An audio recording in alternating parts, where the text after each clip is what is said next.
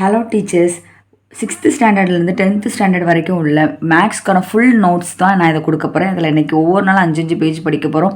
இது வந்து 3 கோச்சிங் சென்டர்லேருந்து ரெஃபர் பண்ணி எடுத்த நோட்ஸ். ஸோ இதில் எல்லாமே உங்களுக்கு அடங்கிடும். இதை படித்தாலே போதும், நீங்கள் பாஸ் ஆயிடலாம்.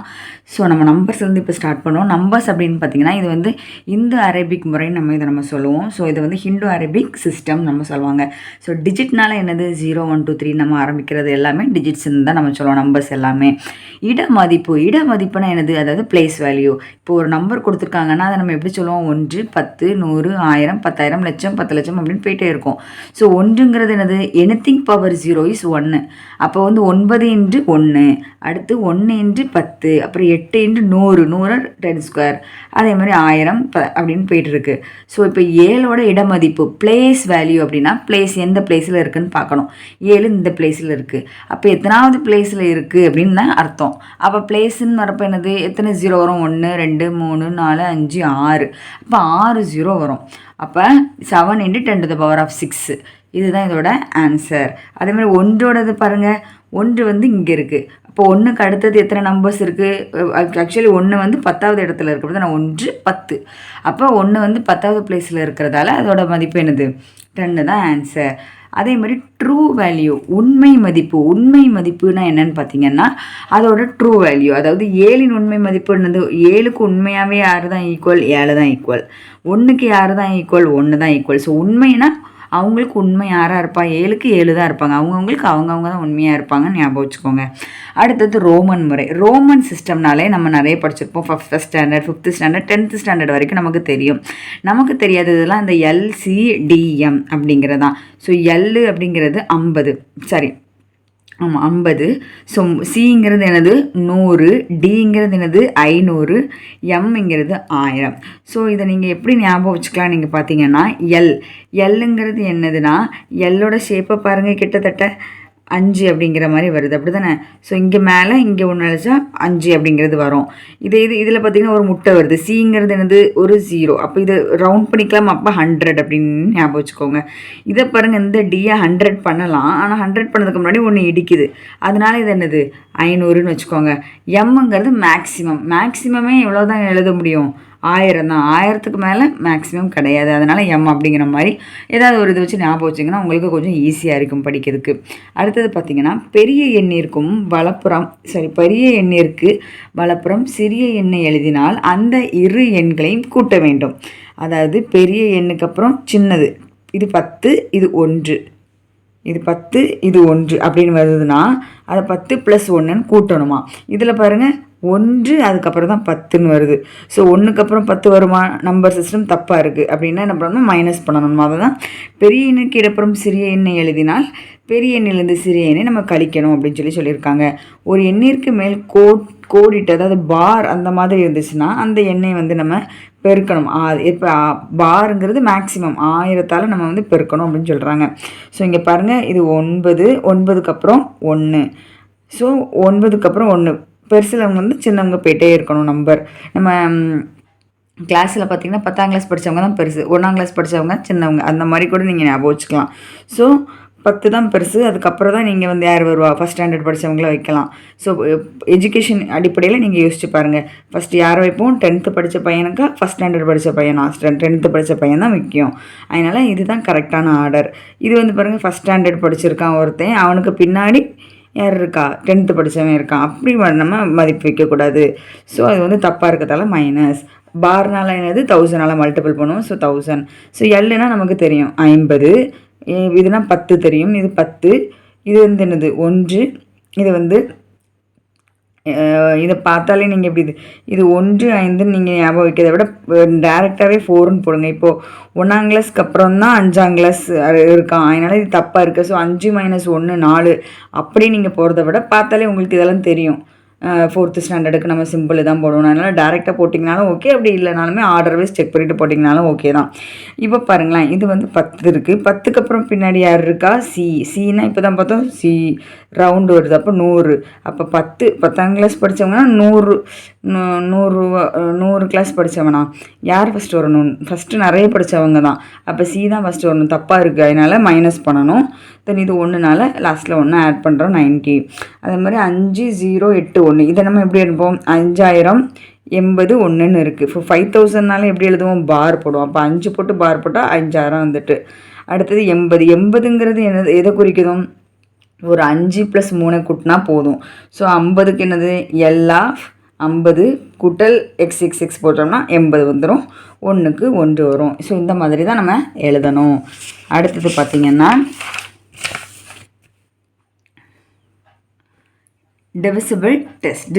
Divisibility test. வகுப்படும் தன்மை, 2ஆல் வகுப்படும் தன்மை இதெல்லாம் நீங்கள் பார்க்க போகிறீங்க. ஸோ 1ஆம் இலக்க எண் அதெல்லாம் என்னன்னு தெரியும் உங்களுக்கு. இது வந்து பார்த்தாலே தெரியும். 2ஆல் எதெல்லாம் வகுப்படும்? கடைசி நம்பர் 2ல் எங்கெல்லாம் முடியுதோ அதெல்லாம் வகுப்படும். இப்போ 4 2 இதெல்லாம் மாதிரி இரட்டை எண்களில் முடியணும். இரட்டைப்படை எண்ணாக இருப்பதனால் மட்டுமே 2ஆல் வகுப்படும். ஸோ ஒரு எண்ணுக்கு கடைசி லெட்டர் எதில் இருக்கணும்? இரட்டை எண்ணாக இருக்கணும். அப்படி இருந்துச்சுனாலே அது என்னது? 2ஆல் வகுப்படும். 5ஆல் வகுப்படும் தன்மைனா எப்படி கண்டுபிடிக்கணும்னா, 1ஆம் இலக்க எண் அல்லது 0 அல்லது 5ஆக இருக்கணும். கடைசி நம்பர் என்னவாக இருக்கணும்? 0வாக இருக்கணும், இல்லைன்னா 5ஆக இருக்கணும். இப்படி இருந்துச்சுன்னா அது 5ஆல் வகுப்படும். 4ஆல் வகுப்படும் தன்மை எது? ஒரு எண்ணின் கடைசி 2 இலக்கங்கள், அதாவது கடைசி 2 நம்பருமே 4ஆல் வகுப்படும். இப்போ 92 4ஆல் வகுப்படும், 36 4ஆல் வகுப்படும். அப்படின்னா அது 4ஆல் வகுப்படும் அப்படிங்கிறத நம்ம கண்டுபிடிச்சிடலாம். இப்போ 8ஆல் வகுப்படும் அப்படின்னா என்னென்னா, ஒரு எண்ணின் கடைசி 3 எண்கள். இப்போ 4க்கும் 8க்கும் என்னது? அதே தான். ஆனால் இதுனா 2 இதுனா 3. ஸோ 3 நம்பர் பார்க்கணும். அப்போ இதில் பாருங்கள், கடைசி 3 நம்பர் பார்த்திங்கன்னா இதுவும் வகுப்படும், 248 வகுப்படும். அப்போ இது வந்து 8ஆல் வகுப்படும் அப்படிங்கிறத நம்ம கண்டுபிடிச்சிடலாம். அடுத்தது 3ஆல் வகுப்படும். 3ஆல் வகுப்படுங்கிறது என்னென்னா, ஒரு இலக்கங்களின் கூடுதல். இப்போ 3 வேறுனாலே என்னது? 3ஐயுமே ஆட் பண்ணணும். 3ஐயும் ஆட் பண்ணி அந்த நம்பர் 3ஆல் டிவைட் ஆகுதான்னு பார்த்தீங்கன்னா அது வந்து என்னது? 3ஆல் வகுப்படும். ஸோ 5 + 8 + 8 எத்தனை வரும் உங்களுக்கு? 18. 18 3ஆல் வகுப்படும். அதே மாதிரி 9ம் அதே தான். அதை வந்து கூட்டணும். 9 கூட்டி இருக்கிற நம்பர்லாம் கூட்டினீங்கன்னா அது 9ஆல் வகுப்பட்டுச்சுன்னா அதுவும் 9. ஸோ இதுவும் அப்படி தான்.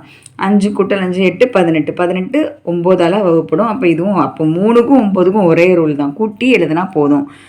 11ஆல் வகுப்படும் தன்மை அப்படிங்கிறது ஒரு எண்ணின் ஒற்றை இட எண்களின் இலக்கங்களின் கூடுதலுக்கும் இரட்டை இட எண்களின் கூடுதலுக்கும் உள்ள வித்தியாசம் 0 அல்லது 11 மடங்காக இருக்கணும்னு சொல்லியிருக்காங்க. எக்ஸாம்பிள் பார்த்தீங்கன்னா, இப்போ ஒரு நம்பர் கொடுத்துருக்காங்கன்னா அதில் மைனஸ் அப்படின்னு நம்ம நீங்கள் எழுதப்ப அது வந்து என்னது? உங்களுக்கு அதில் வரக்கூடிய நம்பர் 11ஆல் டிவைட் பண்ணுதான்னு செக் பண்ணி பார்க்கணும். அப்படி டிவைட் ஆச்சுன்னா அது 11ஆல் டிவைட் அப்படிங்கிறது ரொம்ப ஈஸியான ரூல். மறக்காதீங்க, மைனஸில் தான் ஸ்டார்ட் ஆகணும். அடுத்தது பார்த்திங்கன்னா, பகு மற்றும் பகா எண்கள், ப்ரைம் அண்ட் காம்போசிட். பகா எண்கள் அப்படின்னா என்னது? ப்ரைம் நம்பர்ஸ்னால் அதோட காரணிகள் வந்து ஃபேக்டர்ஸ் என்னது இருக்கும்? 1 1ஆ இருக்கணும், அல்லது அதே நம்பராக தான் இருக்கணும். ஃபார் எக்ஸாம்பிள் இப்போ 2 2வது வாய்ப்பாட்டில் மட்டும் தான் வரும், 3 3வது வாய்ப்பாட்டில் தான் வரும், 5 5ல் தான் வரும். இது எல்லாமே அந்தந்த வாய்ப்பாட்டில் மட்டும்தான் வருமே தவிர வேறு எதுலேயுமே வராது. அந்த மாதிரி வரக்கூடியது எல்லாமே என்னது? Prime factors. இப்போ 1 வந்து பகு எண்ணும் அல்ல, பகா எண்ணும் அல்ல. ஏன்னா 1ங்கிறது வந்து 1வது வாய்ப்பாட்டிலேயும் வரும், பட் மற்ற வாய்ப்பாட்டிலையும் இது வரதால் அதை வந்து அதுக்காக அதை வந்து சேர்க்கவும் முடியாது. ஸோ 1 மட்டும் எதுலேயுமே வராதுங்கிறத ஞாபகம் வச்சுக்கோங்க. பகு எண்கள் அப்படின்னு என்னதுன்னா காம்போசிட் நம்பர்ஸ்னால் என்னது? அதுக்கு காரணிகள் இருக்கும் 1 மற்றும் அதே எண்ணை தவிர்த்து மற்ற காரணிகள் வரும். அதாவது அந்த டேபிள் மட்டும் இல்லாமல் மற்ற டேபிள்லையும் வரும். இப்போ 4 வந்து 2 டேபிள்லையும் வரும், 4 டேபிளில் வரும். 8 2 டேபிள், 4 டேபிள், 8 டேபிள்னு வரும். இந்த மாதிரி வரதெல்லாம் என்னது? பகு எண்கள், அதாவது காம்போசிட் நம்பர்ஸ் அப்படின்னு நம்ம சொல்லுவோம். நெக்ஸ்ட் நோட்ஸ் பாருங்கள். 2 வந்து ஒரே ஒரு இரட்டைப்படை பகா எண் அப்படின்னு நம்ம சொல்லலாம். 2 என்ன சொல்லுவாங்கன்னா, ஈவன் நம்பரில் இருக்கக்கூடிய ஒரே ஒரு ப்ரைம் நம்பர்னால் அது வந்து 2 தான். ஸோ 1லேருந்து 100 வரை உள்ள பகா எண்கள் எத்தனை இருக்குதுன்னு பார்த்தீங்கன்னா 25 இருக்குது. பகா எண்களை பட்டியலிட்டவர் யார்? பகா எண்ணை கண்டுபிடிச்சான்னா ஏரடோஸ்தனீஸ் அப்படின்னு ஞாபகம் வச்சுக்கோங்க. ஸோ பகா எண் அப்படின்னா ரொம்ப கஷ்டப்பட்டு தான் அதை கண்டுபிடிக்க முடியும். ஏறுறதுக்கே கஷ்டமாக இருக்குது, இவர் எப்படி தான் இதெல்லாம் கண்டுபிடிச்சாரோ அப்படின்னு ஞாபகம் வச்சுக்கோங்க. So LCM and HCF. Least common multiple LCM மீச்சிறு பொது மடங்கு அப்படிங்கிறது வந்து எண்களின் பொது மடங்குகளின் மீச்சிறு மடங்கே மீப்போவை அப்படின்னு நம்ம சொல்லுவோம். அதாவது 16 24 அப்படி இருக்குன்னா ரெண்டுக்குமே எல்சிஎம் கண்டுபிடிக்க கேட்டாங்கன்னா இது நம்ம பாடத்தில் படிச்சிருக்கோம். காமன் டேபிள் 4, இதுக்கு ரெண்டுமே 4 டேபிளில் போகுதுன்னா 4 4 16 6 4 24 அப்படின்னு கண்டுபிடிப்போம். ஸோ ரெண்டுக்குமே வரக்கூடிய இதில் இருக்க எல்லாத்தையுமே பெருக்கல் பண்ணி எழுதுறது தான் என்னது எல்சிஎம். அது நமக்கு தெரியும். அதே மாதிரி ஹச்சிஎஃப்னா என்னது ஹையஸ்ட் காமன் ஃபேக்டர், அதாவது கிரேட்டஸ்ட் காமன் டிவைஸ்ன்னு சொல்லுவோம். ஸோ அதே தான் 30க்கும் 42க்கும் பொதுவாக எந்த டேபிளில் வரும் 3 டேபிளில் வருது, இது ரெண்டும் பொதுவாக 2 டேபிளில் வருது. ஆனால் இதில் பொதுவாக வரக்கூடிய இதை மட்டும் தான் எழுதணும், கீழே வரக்கூடியதை எழுதக்கூடாது. அதுதான் என்னது ஹச்சிஎஃப். அடுத்தது சார்பகா எண்கள் ரிலேட்டிவ்லி ப்ரைம் நம்பர்ஸ் ஆர் கோ ப்ரைம்னு அதை நம்ம சொல்லுவோம். அப்படின்னா என்னென்னா இரு எண்களின் மீப்போவை, அதாவது ஹச்சிஎஃப் கண்டுபிடிக்கிறோம்ல அது காமனாக வரக்கூடியது, அது வந்து ஒன்றா இருக்குது அப்படின்னா எனில் அது வந்து சார்பகா ஆகும்னு சொல்லலாம். இப்போ 4,9 பாருங்கள், இந்த 4,9க்கு வரவே வராது. ஸோ அப்போ வந்து என்னது 1 தான். ஸோ 4ம் 9ம் சார்பகா எண்கள் ஆகும் அப்படின்னு நம்ம சொல்லுவோம். அடுத்தது தியரம் பாருங்கள். இரு எண்களின் பெருக்கற்பலன் அவ்வெண்களின் மீப்போவை அண்ட் மீப்போவை ஆகியவற்றின் பெருக்கற்பலனுக்கு சாரி இதை நான் மாற்றி எழுதியிருக்கேன். மீப்போவை மீச்சிம ஆகியவற்றின் பெருக்கற்பலனுக்கு வரும். அதாவது இரு எண்களின் பெருக்கற்பலன்கிறது என்னது எல்சிஎம் இன்ட்டு ஜிசிடி. ஸோ ஃபஸ்ட்டில் இனி நம்ம இவ்வளோ தூரம் பார்த்ததுக்கு நம்ம டெஸ்ட்டு பார்க்கலாம். The face value of 6 in the number இது. இதில் வந்து ஃபேஸ் கேட்டிருக்காங்க. ஃபேஸ்னால் என்ன வரும் உங்களுக்கு? இதோட ஃபேஸ் யார்? 6ஓட ஃபேஸ் 6 தான். 6க்கு வேறு யார் மூஞ்சியும் வைக்க முடியாது, அப்படி தானே? 6க்கு 8ங்கிற மூஞ்சும் வைக்க முடியாது. அப்போ 6க்கு ஃபேஸ் யார் தான்? 6 தான். ஸோ ஆப்ஷன் ஏ தான் கரெக்ட். செகண்டு பார்த்திங்கன்னா இந்த நம்பர் கொடுத்து அதோட பிளேஸ் வேல்யூ கேட்டிருக்காங்க. எத்தனாவது இடத்துல இருக்குது? 1வது இடம், 2வது இடம், 3வது, 4வது இடம், அதாவது 1 10 100 1000வது இடத்துல இருக்கப்போ என்ன ஆன்சர்? Option D 7000. ஸோ அடுத்து பார்த்திங்க 3791x2 இந்த இடத்துல எந்த நம்பர் வரும்னு கேட்டிருக்காங்க. அது வந்து 3ஆல் வகுப்படும் எனில் எக்ஸோட மதிப்பு கேட்டிருக்காங்க.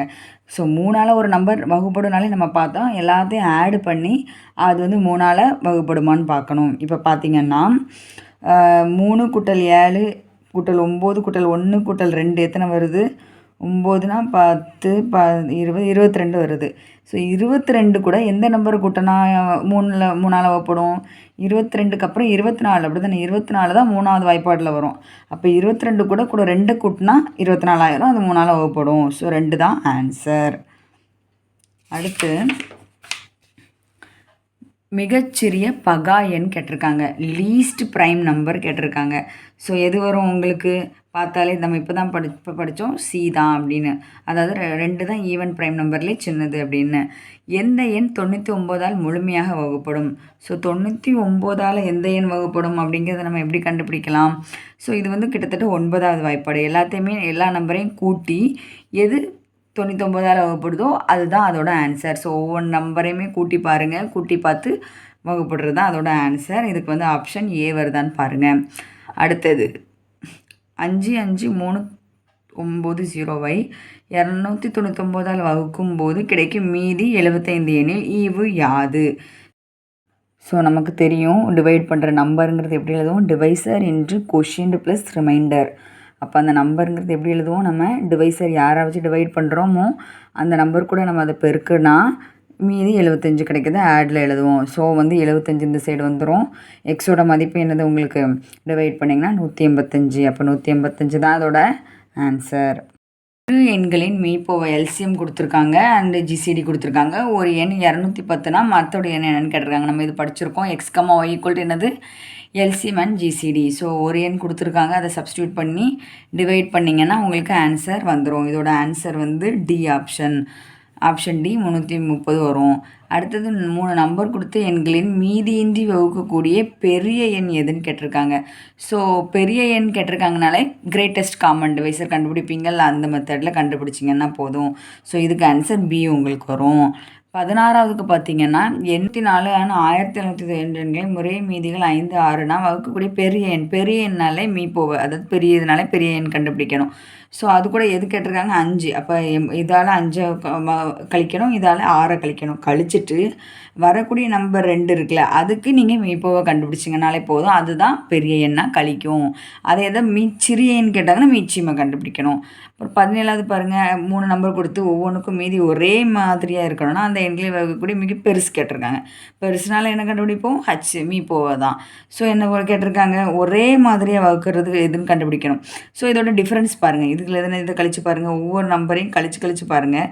கழிச்சு பார்த்திங்கன்னா எல்லாத்துக்கும் என்ன டிஃப்ரென்ஸ் வருது? இந்த மாதிரி டிஃப்ரென்ஸ் வருது. ஸோ அந்த டிஃப்ரென்ஸ்க்கு இடையில உள்ளக்கூடிய ஹெச்சிஎஃப் தான் என்னது? அதுதான் காமன். 18வது இந்த எண்களின் மீதிகள் முறையே இவ்வளவுனா வகுக்கக்கூடிய சிறிய எண் கேட்டிருக்காங்க. அப்போ சிறிய எண்ணா என்னது? எல்சிஎம். ஸோ இதோட மீதி யார்? 18. அப்போ கழிக்கணும். அப்புறம் 45க்கு 28 கழிச்சாச்சு. 55க்கு 17 கழிச்சாச்சு. கழிச்சிட்டு எல்சிஎம் கண்டுபிடிப்போம்ல, எல்சிஎம் கண்டுபிடிக்கப்ப அந்த கண்டுபிடிச்ச நம்பரே என்ன பண்ணணும்? நம்ம இதில் மைனஸ் பண்ணி எழுதணும். ஸோ 35, 45, 55 அந்த எண்கள் கண்டுபிடிச்சதுக்கு நம்ம எல்சிஎம் கண்டுபிடிச்சாச்சு. கண்டுபிடிச்சதுலேருந்து 17 மைனஸ் பண்ணி எழுதுறது தான் இந்த மெத்தட். அடுத்து பார்த்திங்கன்னா இந்த மாதிரி 2, 3, 5 கொடுத்து ப்ரைம் நம்பர்ஸாக கொடுத்துருக்காங்கன்னா மேலே உள்ள எல்லாத்தையும் என்ன பண்ணால் போதும்? ஆட் பண்ணி எழுதினாலே அதோட பகா காரணிகளின் எண்ணிக்கை நமக்கு கிடச்சிரும். கடைசி பார்த்திங்கன்னா பின்வருவதில் எவை 10ன் அனைத்து வகுத்திகளையும் கொண்டதுன்னு கேட்டிருக்காங்க. ஸோ இது நமக்கு ஆல்ரெடி தெரியும். 10ங்கிறது எதெல்லாம் வரும்? 1 to 5, 10 இது எல்லாமே 10 டேபிளுக்குள்ளே அடங்கும். 24ன் பகா காரணிகளில் ஒன்று என்னன்னு கேட்டிருக்காங்க. பகா காரணினாலே என்னது? நமக்கு தெரியும். எப்படிலாம் ஸ்ப்ளிட் பண்ணி எழுதக்கூடிய ப்ரைம் நம்பர்ஸ். இதில் யார் ஆப்ஷனில் உங்களுக்கு வரா? 3 மட்டும் தான் வரா. அப்போ ஆப்ஷன் ஏ தான் ஆன்சர். ஸோ இதில் ஒரு சிலது சால்வ் பண்ணல. சால்வ் பண்ணுறது வேணும்னா நம்ம லைவில் ஒரு நாள் பண்ணலாம். கண்டிப்பாக சேனலை சப்ஸ்கிரைப் பண்ணி பாருங்க. இனி அடுத்தது அப்படியே கண்டினியூ பண்ணுவோம் நாளைக்கு அடுத்ததில். தேங்க்யூ.